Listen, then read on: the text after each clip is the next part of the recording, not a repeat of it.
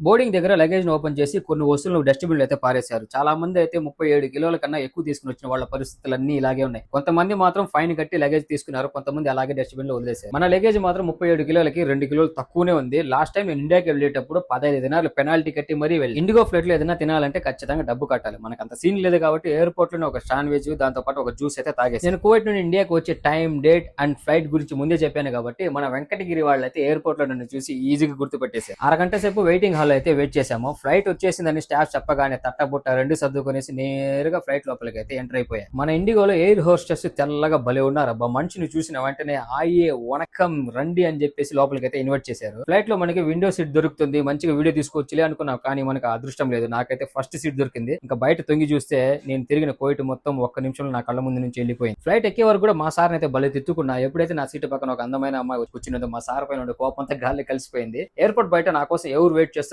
ఆ వీడియోని అయితే నెక్స్ట్ అయితే అప్లోడ్ చేస్తాను. వీడియో ఎలా అనిపించిందో కింద కామెంట్ చేయండి. మరిన్ని వీడియోస్ కోసం మన ఛానల్ సబ్స్క్రైబ్ చేసుకొని ప్లీజ్ ఈ వీడియోని లైక్ చేయడం మాత్రం మర్చిపోవద్దు.